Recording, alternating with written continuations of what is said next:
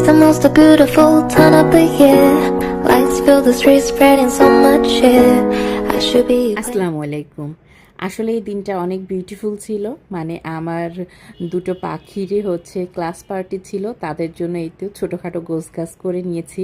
মানে আমি আগে থেকেই সব রেডি করে রেখেছিলাম, জাস্ট ওদের সকাল সকাল ক্লাস পার্টি ছিল, তো যার জন্য আমি আগে থেকে সব কিছু ব্যাগ, ওদের ক্লিপ, টুকিটাকি জিনিসগুলা, বেলুন, তো এগুলো সবই রেডি করে রেখেছি। ওদের হচ্ছে যেহেতু ভোরে ছিল, মানে মর্নিং শিফটে ওদেরটা একটু আগেই হয়ে যায়, যার জন্য আমি সকালের আগেই সব গুছিয়ে রেখেছিলাম, ওদেরকে গোছগাছ করে তারপরে হচ্ছে আমি ওদের সাথে নিয়ে যাই। তো এরপর আমি গোছাইতে গোছাইতে ভাবছিলাম কি সুন্দর মানে দিনটা চলে আসলো। আসলে দুই বোন একই স্কুলে পড়তো, ক্লাসটা ডিফারেন্ট, তো এখন এক স্কুলে আর থাকবে না, বড়টাকে অন্য স্কুলে দেওয়ার জন্য অ্যাডমিশন দিয়াবো, আর ছোটটা তার স্কুলেই থাকবে।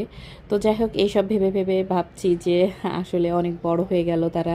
তাড়াতাড়ি দেখতে দেখতে ওদের মতন ওরা রেডি হয়ে নিয়েছে, এরপর লিফটে যাবে। এখন লিফটে যাওয়ার আগে যাবে কে পরে যাবে সেটা নিয়েও একটু ঝামেলা হয়ে গেল। মানে এমন পিঠাপিঠি দুইটা থাকলে ঠিক এমনই হয়, যার বাসায় আছে সে তো জানেই। তো তারপর আমরা আমাদের ভবন থেকে বের হলাম, তো আমি দিয়ে আসতে যাব, যার জন্য আর কি আমি ফোনটা নিয়েই গিয়েছিলাম, ছোট ছোট একটু ক্লিপ নিচ্ছিলাম।